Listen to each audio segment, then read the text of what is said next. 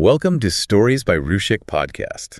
I mean, we kind of treat the algorithm like a bad ex, right? Oh, absolutely. It's a completely toxic relationship. It really is. We just keep sending these late night, you up texts in the form of content. Yeah.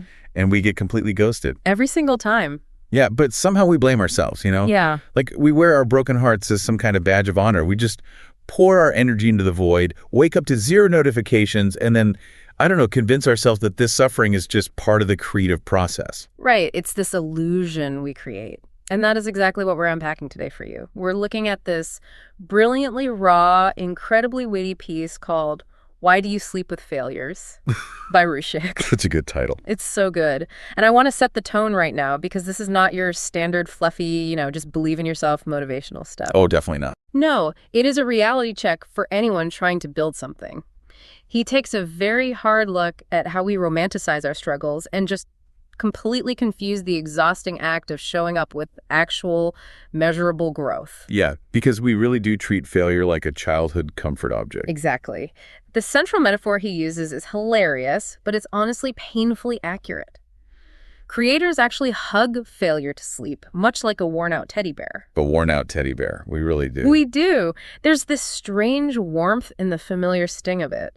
And the anecdotes he shares are just universally understood by anyone who has ever published anything online. Oh, I was laughing out loud at the examples because they are so real. Like you craft this incredibly profound caption. Right. You obsess over the syntax for an hour. Yes. You obsess over it. You finally hit post. You get exactly 3 likes. Let me guess. 1 from your mom. Basically. 1 from the family group chat, 1 from a neighborhood dogs fan page, and 1 is very obviously a crypto bot. It hurts because it's true. Or, imagine spending 3 full days editing a video. Oh, the editing trap. Right. 3 days of cutting, color correcting, agonizing over the perfect audio transitions. You build up this immense internal hope that this piece is finally the one. Accent change, everything. Exactly. And the video goes live, and it gets 87 views. And the only comment is a genuine text message from a friend asking, "Are you okay?"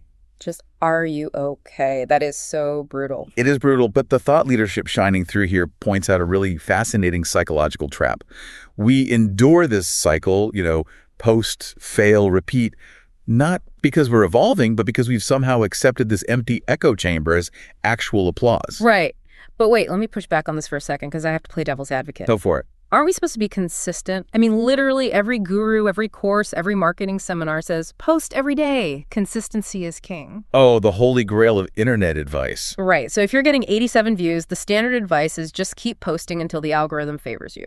But isn't blind consistency kind of like running on a treadmill? What do you mean? Like you're in your basement, staring at a blank wall, just sprinting on this treadmill, and expecting to magically arrive in Paris. That is a great way to put it. You're sweating, your muscles ache, you feel like you're putting in the work, but you aren't actually going anywhere. You're literally just wearing out your shoes. You're exerting immense energy without a destination. And he uses that exact logic to introduce this killer quote in the text. He says, "Consistency without introspection is not growth. It's just noise with a philosophy on loop." Noise with a philosophy on loop. Wow. Yeah, that philosophy on loop is just the internal monologue of the struggling creator telling themselves, I'm grinding, my time will come. But without introspection, it's just wasted calories. That perfectly explains the epidemic of creator burnout. So if blind consistency doesn't work, and we know we're just sweating on a treadmill, why do we keep doing it? Well, it all comes back to a highly seductive delusion that he calls the myth of someday. The myth of someday. Like a lottery ticket mindset. Exactly. We wrap ourselves in this comforting narrative that we are just one viral post, one brand collaboration, or one big shout out away from total redemption. Like all the past failures will just magically be validated. Right, because they were just the price of admission. But he forces us to confront some very uncomfortable variables. What if you aren't that lucky? What if your chosen niche isn't actually niche enough? Or, honestly, what if your particular brand of genius simply does not trend. Yeah, that's the most painful possibility. You might just be entirely irrelevant to the current conversation. And that brings in this brilliant analogy from the text about how we allocate our energy. The dead plants analogy, right? Yes. He says hoping for luck while ignoring your own evolution is like watering dead plants because you promise to be consistent. Watering dead plants, it's just such a striking visual. You're standing there in your living room, the leaves are brown and crumbling into dust, the soil is bone dry. But you just keep pouring water into the pot simply because you made a promise to your followers or to your ego that you would show up every day. So you're honoring a routine that has completely outlived its purpose. But I want to dig deeper into the psychology of that. If we look at our analytics and see a flat line for 6 straight months, we know the plant is dead. Yeah, the data's right there. So why do we keep watering it? I mean, is it possible that we actively like playing the role of the struggling artist? Like, does the struggle make us feel noble? Oh, exactly. He points out his own realization that the problem isn't the failure itself, it's the romance surrounding it. The romance. Yeah, failing is just the mechanical part of learning. But sleeping with failures, writing these tortured captions about the grind and calling it resilience is pure escapism. So we use the struggle as a shield? Completely. He realized he was addicted to the idea of struggling because it provided an identity. And identity provides comfort even when no one is listening. It is so much safer to be the unappreciated genius in the basement. Because if you stay in the basement, you can just blame the algorithm.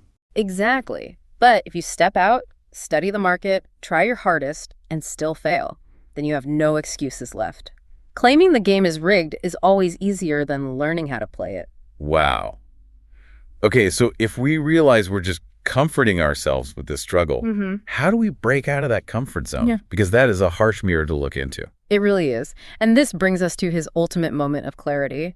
After yet another underperforming post, he completely stopped the assembly line. What did he do? He shut down Canva, closed YouTube Studio, exited X and Instagram, just silenced all the input. He closed the tabs to stop the noise. Yeah, and in that silence, he asked himself one brutal question. He said, if no one ever saw this, would I still make it? And what was his answer? The honest answer was no. Oh, wow. That takes a massive amount of self-awareness to admit. It shatters the illusion, right? He realized he wasn't creating, he was coping. Just publishing a brain-dead diary nobody asked for.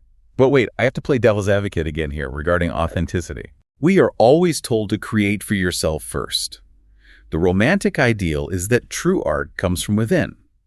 So if shutting it down because nobody watches is the answer, isn't that a betrayal of art?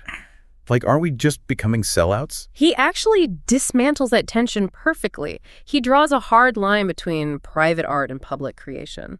Okay, how so? Well, if your goal is purely self-expression, keep a private diary, paint canvases, and stack them in your garage. That's totally valid. But the moment you publish publicly, seeking to attract an audience or earn an income, you are entering a social contract. Because you're asking strangers for their time. Exactly. You can't demand an audience's attention while simultaneously ignoring their interests. So he chose to evolve. What does that evolution look like in practice? It means studying trends without becoming a slave to them. He focused on mastering storytelling for its intrinsic psychological value, not just hoping for accidental virality. Because narrative tension and pacing are what actually allow an idea to land in someone else's mind. Right. He realized that relevance is a responsibility, not a compromise.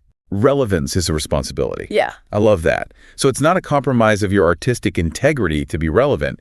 It's your job as a communicator. Exactly. Which means you have to completely change your mindset moving forward.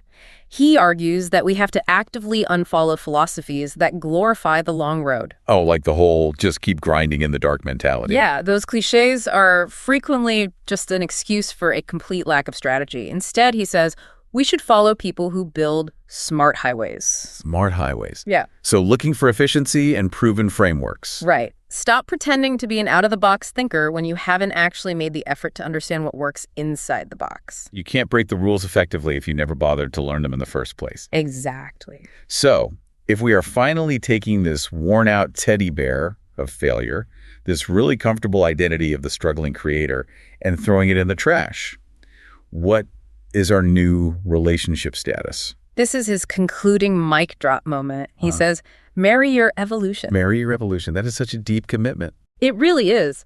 Hope without change is just a lullaby that tucks you into failure each night. So you have to create with clarity, adapt with dignity, and aim for impact, not pity.